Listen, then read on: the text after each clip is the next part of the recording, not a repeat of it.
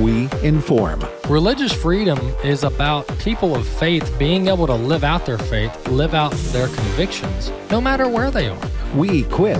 Sacred honor is the courage to speak truth, to live out your free speech. We also rejoice in our sufferings because we know that suffering produces perseverance, perseverance, character, and character, hope. This is At the Core on American Family Radio. Welcome to At the Core with Walker Wildmon and Rick Green. I'm Rick Green, America's Constitution Coach. Thanks for joining me today. You are in for a treat. We're going to pick up where we left off last Thursday. If you're a regular listener, then you know last Thursday we heard Biblical Citizenship in Modern America, the second week, which is called Tending the Garden. So most of that was David Barton teaching on essentially jurisdictions and our role in taking care of what God has given us, being good stewards. And of course, we had commentary in there from Charlie Kirk and from Kirk Cameron and Bob McEwen and Jack Hibbs and all these other folks. So I hope you enjoyed that last Thursday.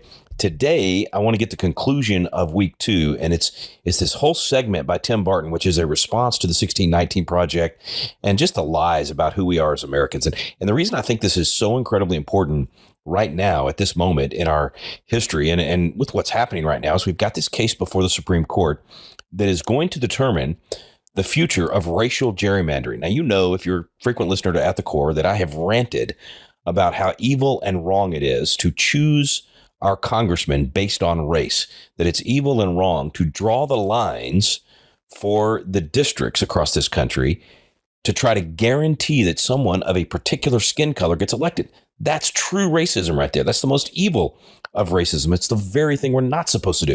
It's supposed to be judged by the content of the character, not the color of the skin. And yet our Supreme Court and appellate courts in the last few years have upheld this evil of racial gerrymandering in Alabama, and now this case from Louisiana and these other states that it's been terrible. So I think it's appropriate that we have this teaching from Tim Barton today so that we understand the real history of race in this country. No question there's been racism in our country. Unfortunately, it's been the Democrats that have done that throughout history, and we'll learn some of that in this program. But even more importantly, we're going to learn about a lot of the great Black heroes that helped to found this country, to help to secure liberty and to expand liberty to all Americans. So there's a lot of this that I think is really going to empower you, and it's going to change a little bit of a lot of your perspective on this particular issue. And again, with this issue, with this case before the Supreme Court, it's an important topic for us to cover. So enough. Let's jump in. Okay, we're going to pick up right where we left off on Thursday, which Tim had just begun to explain last Thursday. And if you missed that, then go to our website and download the radio program from Thursday. But he was just beginning to explain the 1619 Project, which is this made up history that became so popular and really led to a lot of the Summer of Love, where we burned cities across the country with BLM and Antifa, these just left wing organizations, admitted avowed communist. And so Tim is explaining a little bit of the history of the 1619 Project, and then you'll hear the real truth of America. So let's jump back in with Tim Barton teaching in the second week of Biblical Citizenship in Modern America. Another article says America holds an undemocratic assumption from its founding that some people deserve more power than others. Now, America's founding, I would argue, was 1776 when America actually separated from Great Britain to become a nation. The premise of separating from the king was the king thought he had all the power and the people didn't have power and there wasn't equality. And so the Americans said, we are against the notion that some people should have more power than others. This is the exact opposite of how we were founded. Another article says slavery gave America a fear of black people and a taste for violent punishment. Both still define our prison system. So the notion that we are scared of black people in America, if you're not black, you're scared of black people, and that violent punishment defines our prison system, I'm not sure of the violent punishment that's taking place in our prison system today. If it is, I would probably be opposed to it. But this is the notion that kids are learning. These are the articles that are being written. This is being taught in schools today. Here's another article. The sugar that saturates the American diet has a barbaric history as the white gold that fueled slavery. The purpose of the article is to identify that candy and candy bars was rooted in slavery and white supremacy. So if you eat candy bars, you might be a white supremacist. This is crazy, but these are the arguments being made today. Another article. Most Americans still don't know the full story of slavery. This is the history you didn't learn in school. I will agree. Most Americans have no idea the full story of slavery, but this is not something that is actually being identified in the 1619 Project. It's going the wrong direction. And even advocates of the 1619 Project, people like Democrat Senator Tim Kaine, he said that America actually created slavery. We didn't inherit it from anybody. If you think America created slavery, you had the worst world history teacher in the history of school, because obviously there was slavery before America was a nation. Study the Roman Empire, the Greek Empire, and if you're familiar with the Bible, I'm a Christian, I believe in the Bible, I believe it is true. If you go to the book of Genesis, Joseph was the one who had dreams and his father made them this coat of many colors. Joseph's brothers sold him into something. Oh yeah, slavery. Moses delivered the Israelites from slavery. America didn't create slavery, and yet this is what kids are learning today. This is why we have an entire generation that thinks America has done more bad than we've done good, because we don't know basic history. Well, you now even see in the NBA, here's the article. In the NBA, the very term owner has come under fire as players, most of whom are black, assert self-determination. There's a group of players in the NBA who said the term owner offends them because it implies they are owned, and that goes back to their roots of their ancestors being slaves. If you are a business owner, the assumption is not that you own your employees, rather that you own the business and you hire people to work for you. But we now live in a culture that is so woke that we can't even use the term of a business owner without it presumably offending somebody in the midst of all of this. The New York Times was awarded a Pulitzer Prize for their great work in the 1619 Project. And when this happened, there was a lot of promotion from the New York Times saying, we want to make this a curriculum for all kinds of teachers. And actually right now, this is being used in all 50 states in different schools in those states.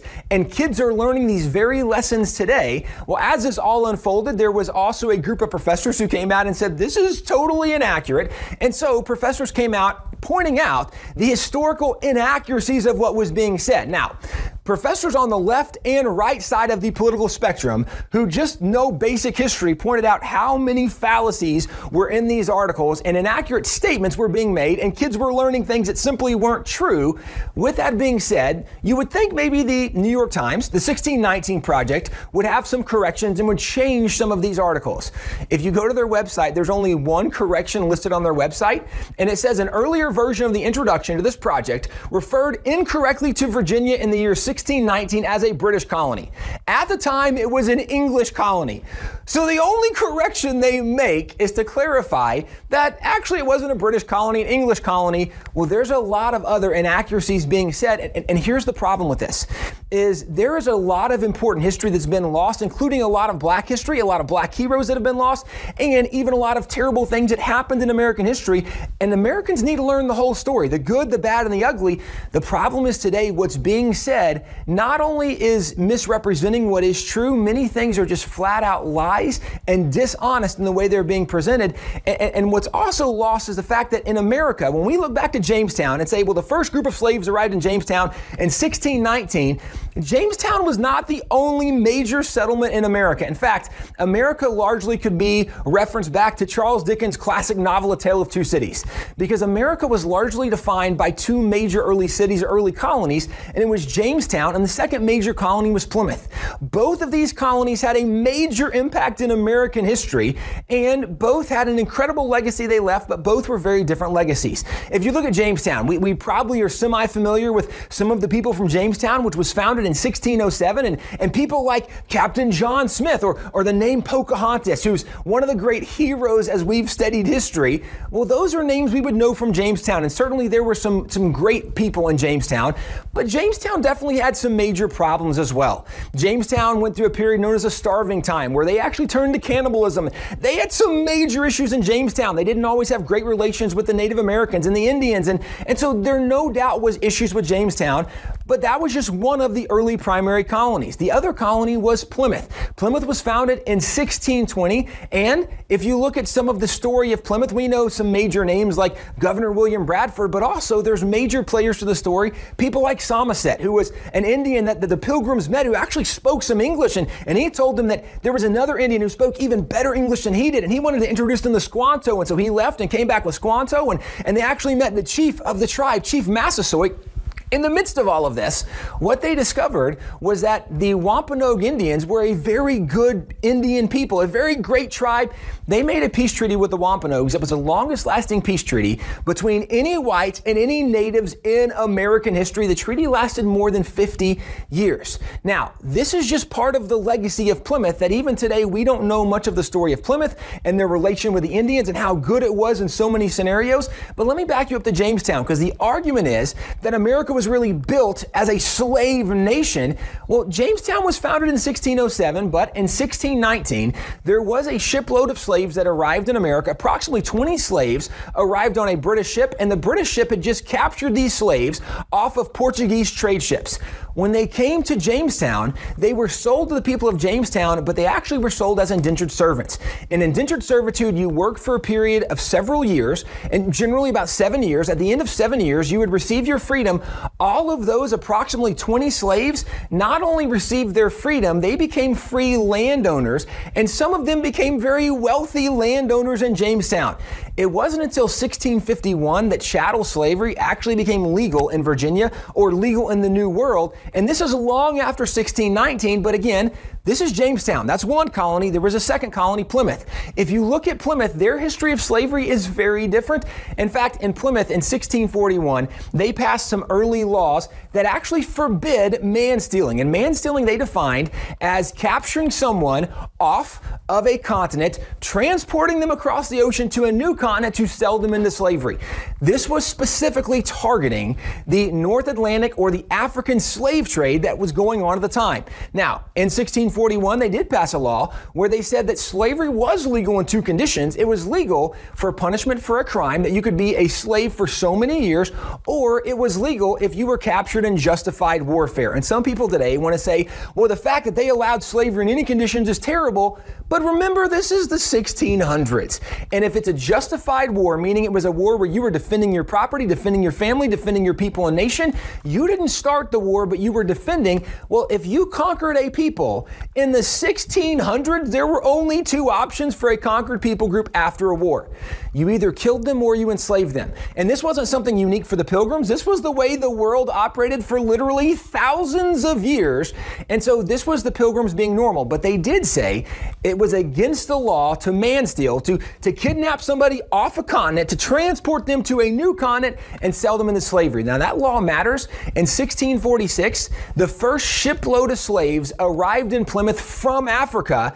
But because man stealing was a crime in Plymouth, the people of Plymouth imprisoned the ship captain and the crew, and they freed all of the slaves. And they actually charged the crew and the captain with the crime of man stealing. This is a big deal because you see the legacy of Plymouth is very different than the legacy of Jamestown.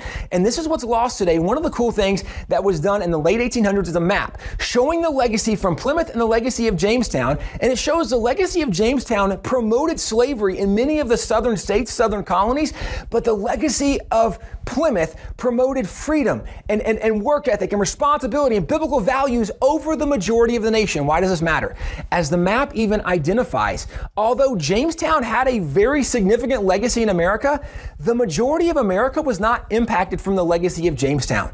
The majority of America was impacted from the legacy of Plymouth and what it promoted throughout all of the nation. But today, we're not learning about the positive things that Plymouth promoted or brought to the New World. What we're learning about is the negative impact of Jamestown, and even some of that is overstated or misstated in what's being said.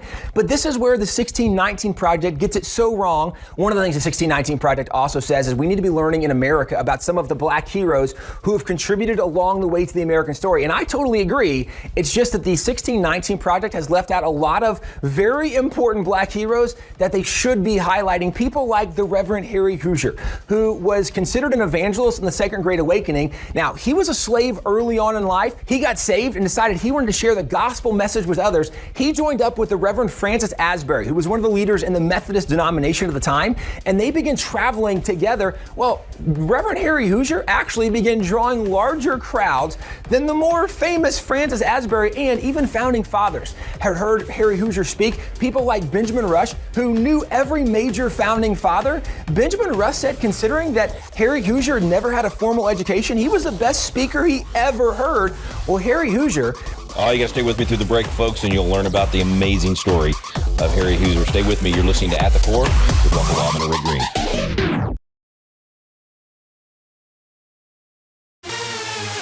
At the Core podcasts are available at afr.net. Now, back to At the Core on American Family Radio. We're back here on At the Core with Walker Wildmon and Rick Green. Thanks for staying with me. We're going to jump right back in. Biblical Citizenship in Modern America is what we're listening to. It's week 2 of that 8-week course. You can get the entire course for free at patriotacademy.com. Just go sign up as a coach or host, get the course, take it with your friends and family. Don't wait, and be afraid to invite people over till you've been through it 10 times. Go through it the first time with your friends and family. You don't have to know all the answers. You enjoy it together and learn these things. And then you talk about how to make a difference in your community with them. All right, we're going to jump back in. Here's Tim Barton teaching in biblical citizenship.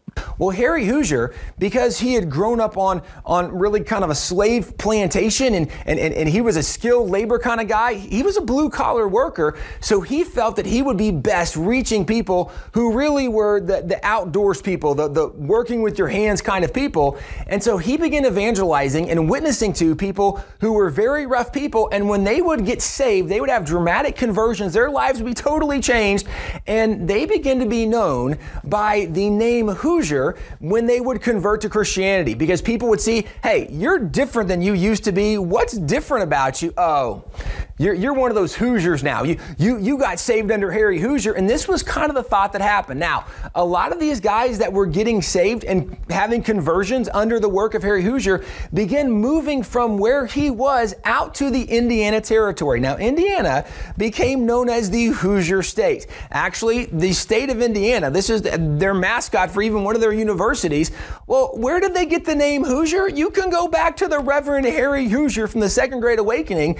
This is what's very interesting about this is if we're going to talk about black heroes who had a major impact on America, he's a guy certainly who should be included, and yet most people have never heard the story of Harry Hooser. But if we go to something like the American Revolution, which is where I would argue this is when America became a nation, if you look at the American Revolution, things like in April 1775, this is when guys like Paul Revere came to notoriety because Paul Revere makes his famous midnight ride.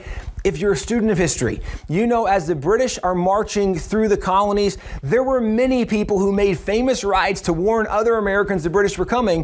One of the guys who made a very famous midnight ride, or at least one of those kind of rides, was this man down here. His name was Wentworth Cheswell. Wentworth Cheswell was actually an elected politician, elected to multiple positions, but he was a guy who made a famous midnight ride, or a famous ride. It might not have started at midnight, but it was through the night to warn Americans that the British were coming.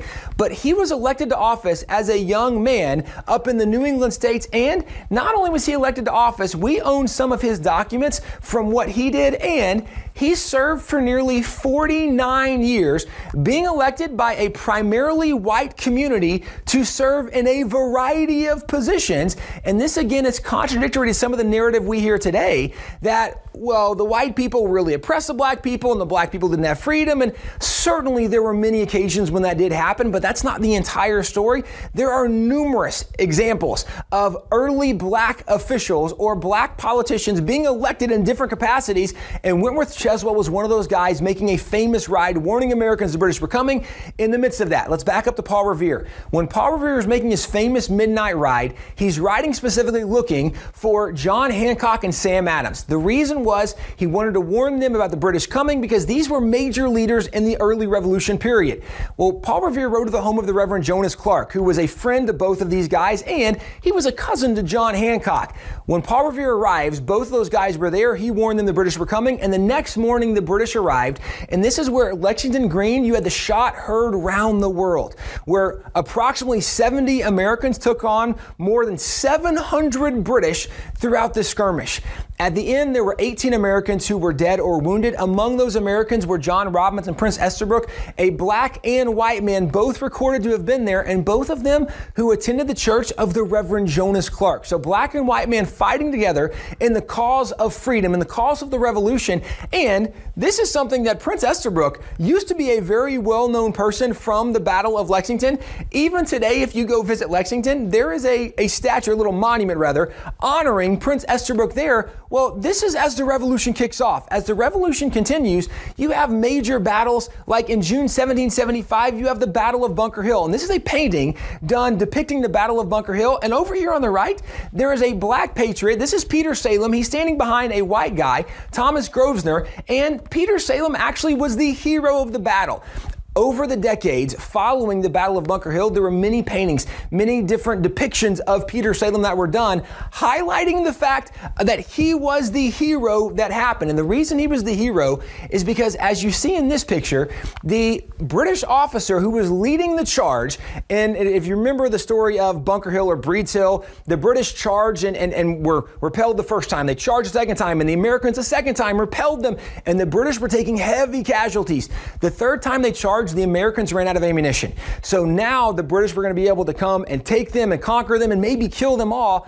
Well, the officer leading the charge was Major Pitcairn. And as he was leading the charge, Peter Salem had a shot left. He shot the officer, British officer leading the charge. It allowed the Americans time to escape. After they escaped, many of the American officers who were there said, that man should be promoted for his bravery on the battlefield, his courage. He saved all our lives. He received over a dozen commendations for his bravery on the battlefield, and he wasn't the only man who was honored on the battlefield that day. Salempur was also there and was also recognized as being a great warrior on the battlefield. And this is still early in the Revolution, as the Revolution continues. If you go to December 1776, when George Washington crosses the Delaware, the Battle of Trenton's about to unfold, the famous painting done of Washington crossing the Delaware, in the front of the boat, Prince Whipple, this black man, was depicted being with Washington, which historically we know he was with Washington when Washington crosses the Delaware, and we know he wasn't the only black patriot there because there's record that Oliver Cromwell, a black patriot, was there also. Well, this is now still 1776. We're early on in the Revolution as you continue on. This is just one of many, many examples. Again, there are so many examples we can point to. Let me give you my last example, relatively speaking, but it's probably my favorite example. In 1781, this is where the Revolution is coming to a close, although the Americans don't really know that yet. Marquis de Lafayette was a French major general. And when he came to America as a 19-year-old young man, he teamed up with George Washington and he's helping the Americans fight for freedom. Washington assigned Marquis de Lafayette to track the movement of many of the British officers because we were trying to capture officers and really know where their troops were going. And so for Lafayette to do this, he set up his own spy ring.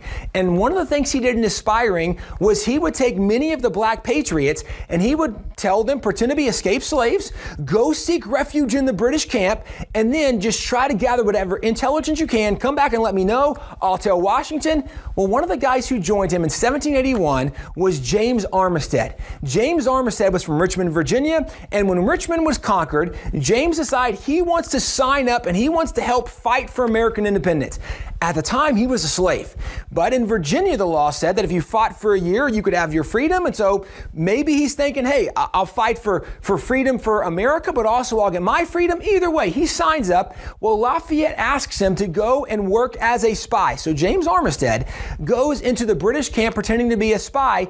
Well, it just so happens that if you remember the famous American general turned American traitor, Benedict Arnold was the famous American traitor who became the British general who had actually conquered Richmond, which is the reason James Armistead wanted to get involved in the first place.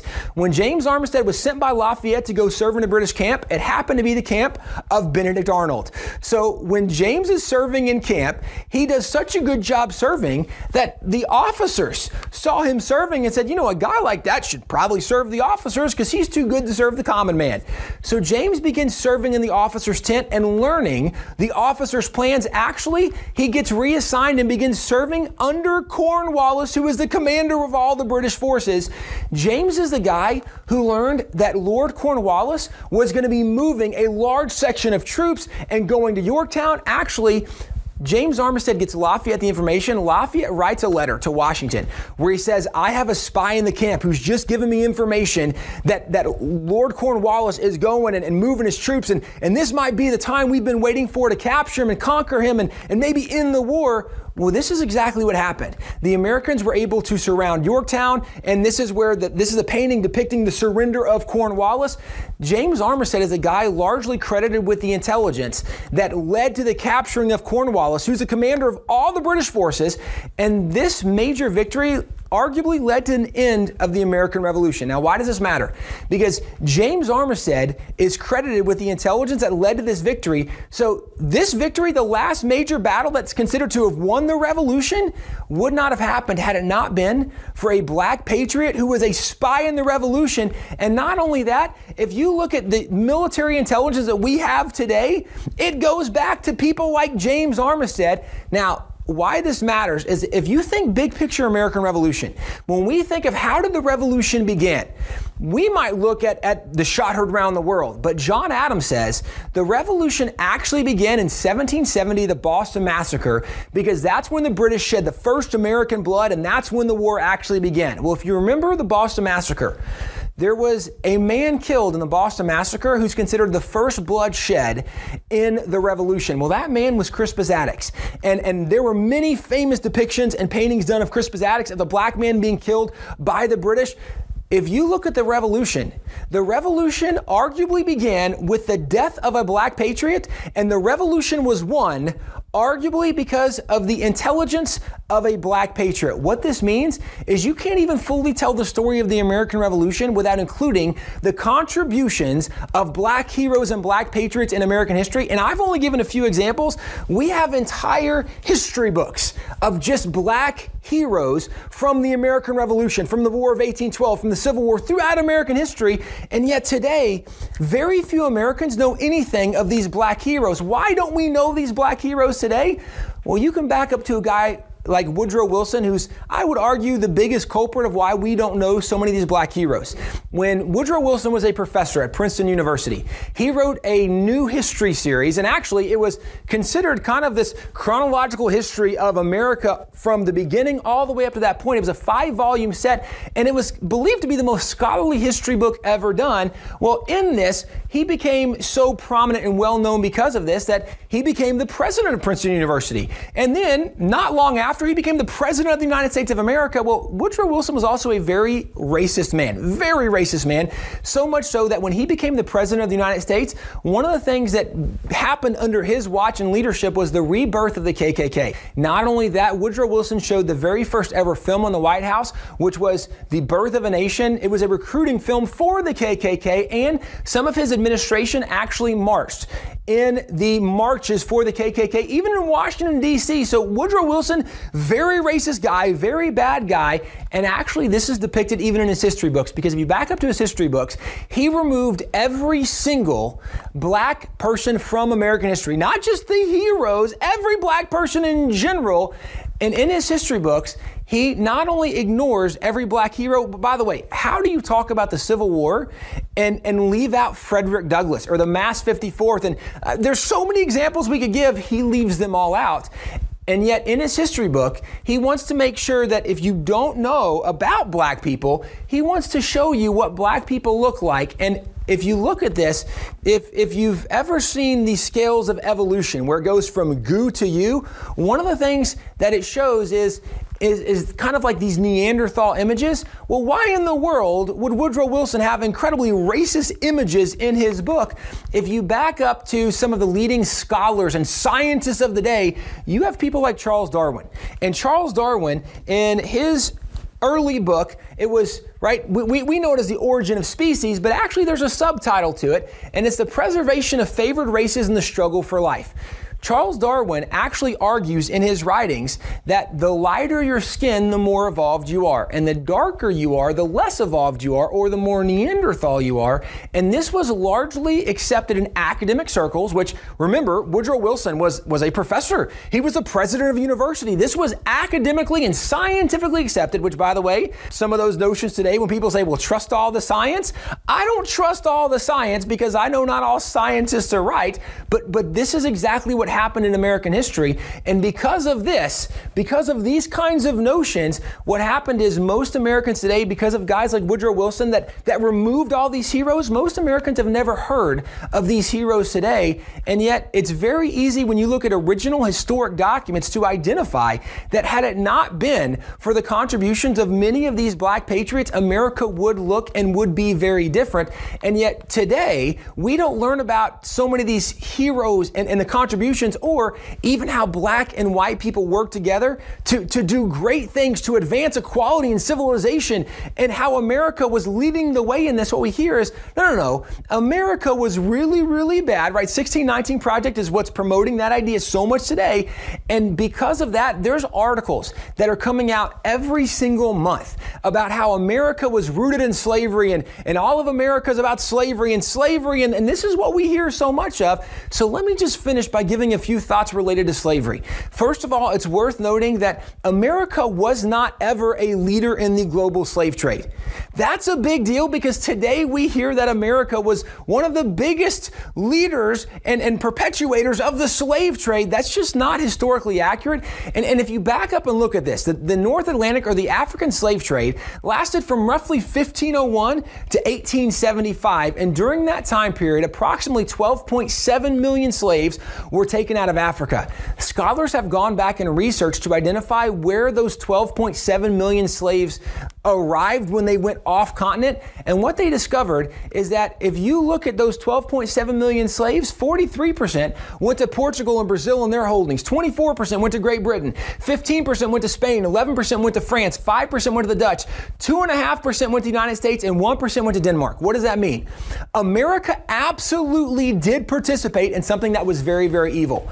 But America was nowhere close to a leader in this, which is what is argued today. And it's also worth noting, at this point in world history, every single nation in the world had slavery because it was a global condition.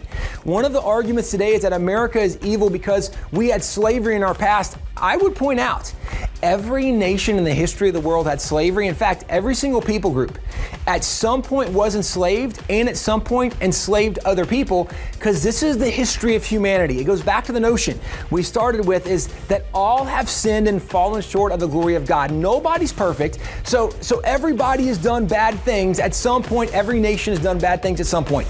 That's part of the history of slavery. Even with that being said, America has still done remarkable good when it comes to the story of slavery, so much so. Oh, that's a cliffhanger to leave you on. Quick break, folks. You're listening to At the Core with Walker Wildmon and Rick Green.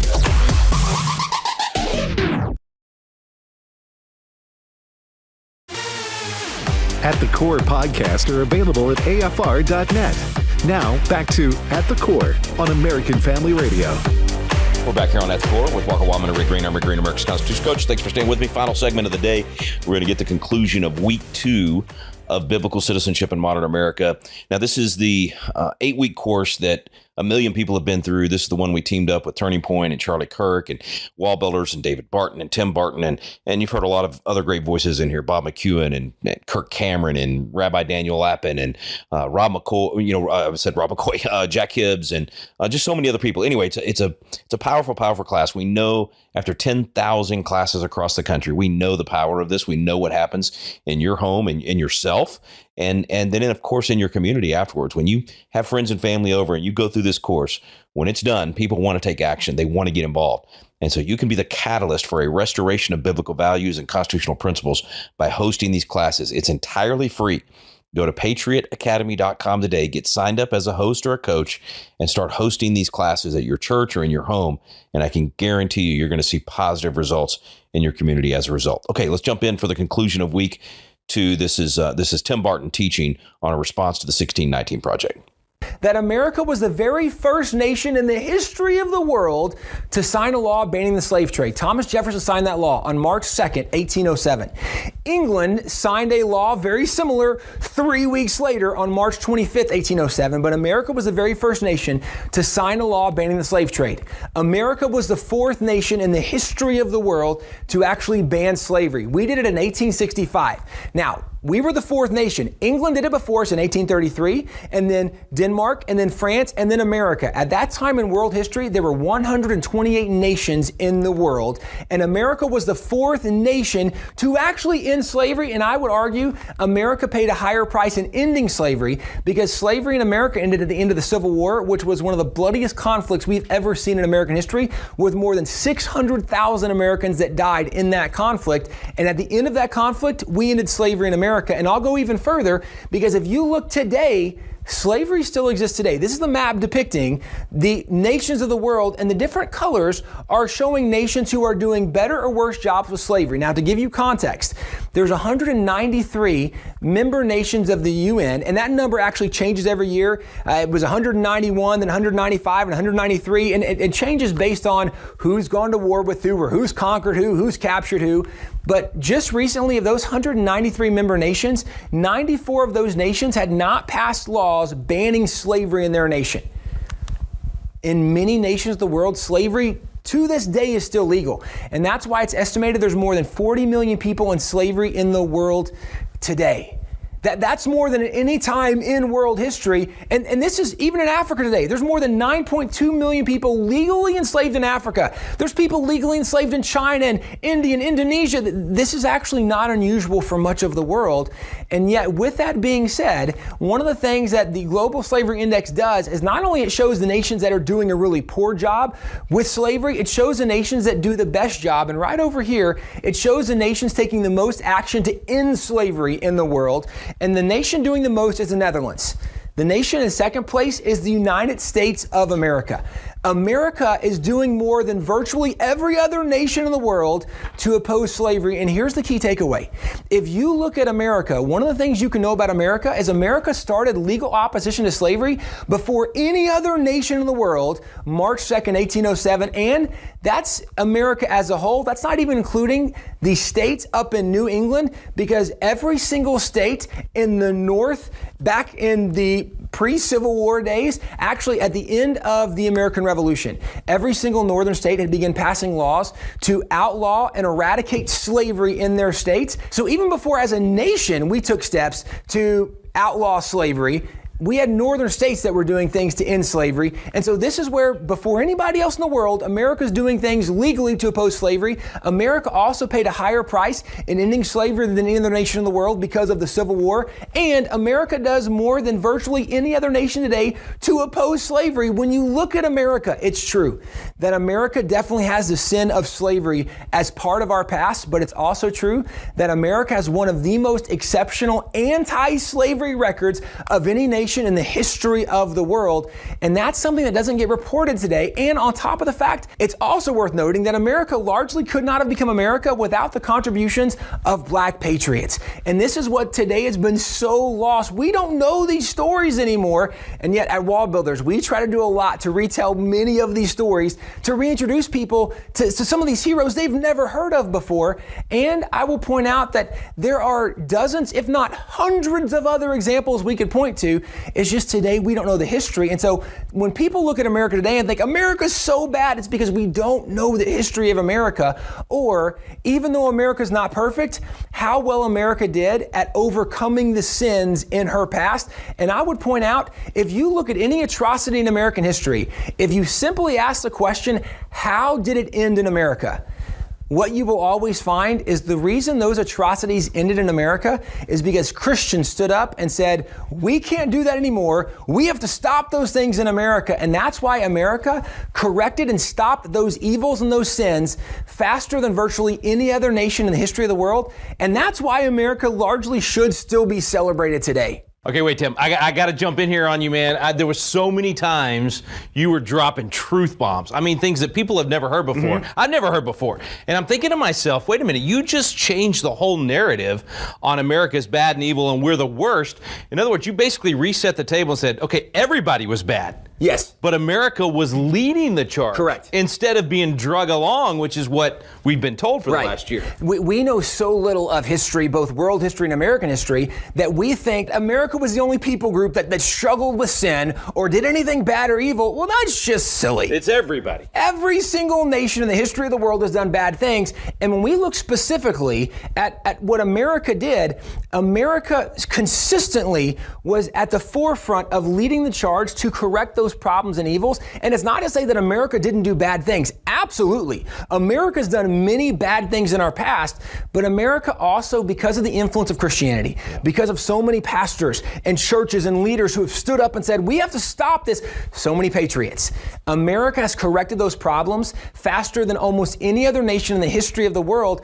And that's why, if we're going to tell the honest story, tell the story that America did some very bad things, but tell the whole story that America fixed and changed those things faster and sooner before virtually anybody else. And that doesn't mean that America doesn't still have problems today. Right.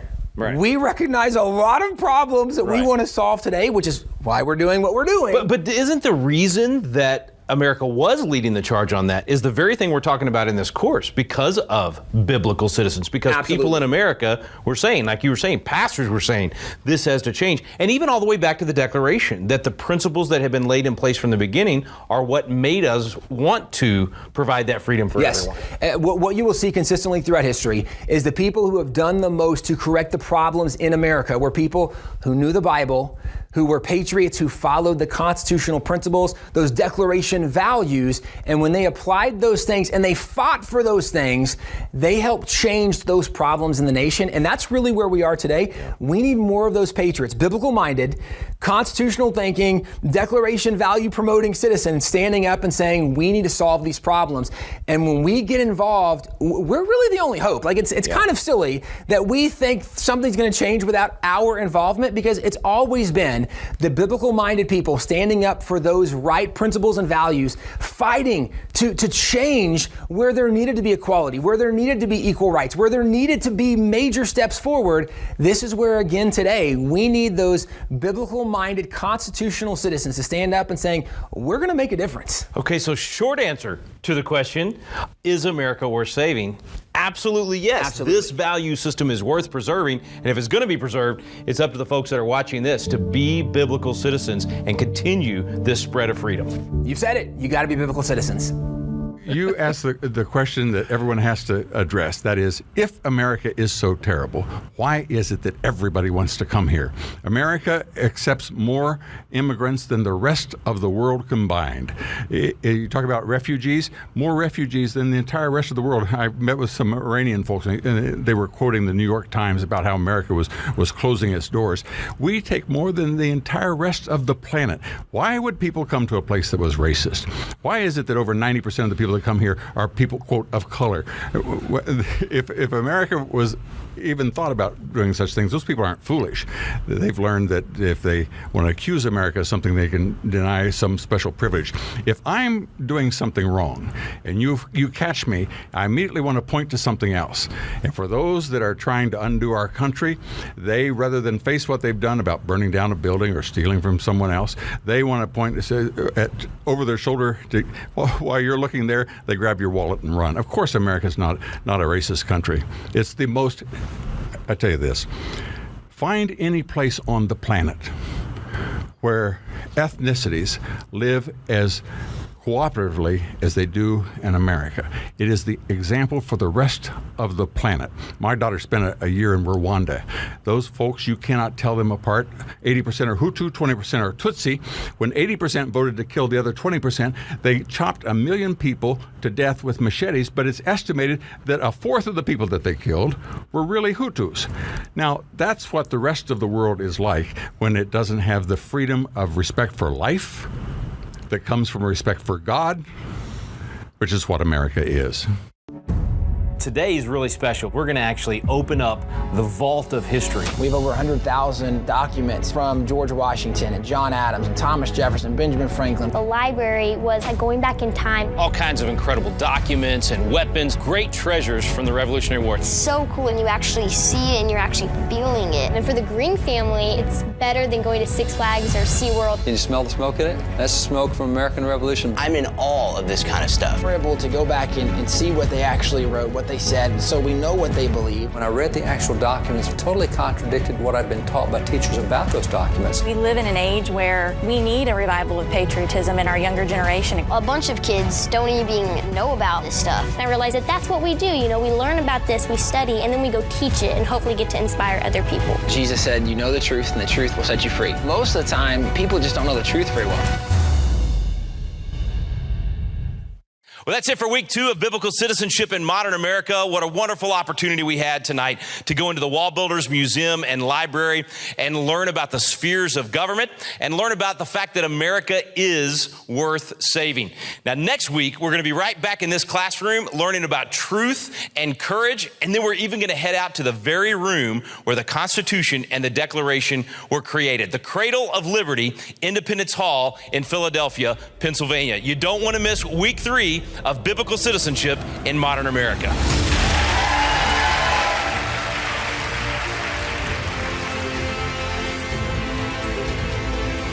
Yeah, I know. Totally unfair to tease you with week 3 like that as we're closing out the program today. Just, I like to leave you on a little bit of suspense. I want you to want more.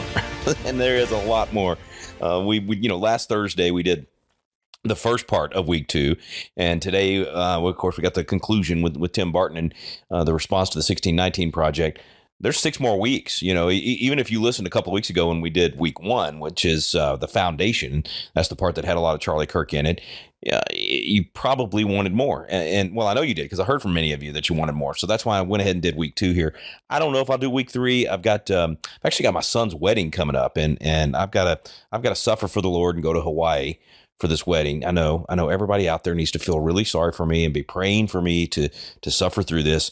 But actually, I don't know how much I really enjoy the trips to Hawaii. I've only been a few times, usually for speaking trips and that sort of thing. But it's beautiful. It's gorgeous. I just don't like the long flights and the time it takes. But I'm gonna enjoy it. Our whole family's going out there. My youngest son getting married. This is actually my 4th. I've got 4 kids. The other 3 are married. My daughter got married just last month, so it's all happening pretty quick. And my youngest is getting married. And so anyway, we hadn't decided yet if I'm going to broadcast from Hawaii or try to pre-record some of those programs, maybe get some more of the biblical citizenship in there. So you may get some more of this. But most importantly, I want you to know you can get the entire course at our website, patriotacademy.com, and it's free. That's a pretty good deal. I remember one of our super coaches, Scarlett, always saying that when she heard that, she said, I can do free. And she didn't have a clue what she was doing. And she became one of our greatest coaches. She still helps run the coach program and has trained, tens of thousands of people across the country in her own classes, trained other coaches to then do classes. Maybe that's you. Maybe this is that area that you will find yourself being able to make a difference. I've said it a lot here on the program, so I started to apologize for repeating. I don't apologize for repeating this. Too much truth in it. Charlie Kirk's vessel, they thought they were going to silence his voice, but it's the voice of truth. And so they didn't even silence his vessel because his vessel is now heard by 10 times the number of people that heard him in life have heard him in death. And I know he's rejoicing in heaven for that. But every one of us has a voice. And I think when all of us is said right after the assassination, that what we need to do in response is not take the bait of Satan and go do violence like the other side did. We need to double down, triple down. We need 1,000 Charlie Kirks. I said that the day after the assassination. Wrote an article about it. You can actually go see it on X or Facebook. But my point in that was saying not everybody's going to be exactly like Charlie. There'll never be another one exactly like Charlie because we're all unique. But there's going to be so many people that find their voice and figure out how to be a vessel for the voice of truth, regardless of how big your platform is. Charlie reached hundreds of millions of people by the time it was done. I think you could reach 10,000, 10 million. I don't know. I don't know what God's got in store for you, but I know you've got people in your family, in your church, in your community that listen to you. So speak up. Every single one of us need to speak up. Go to patriotacademy.com today and get signed up. Thanks for listening to At the Core.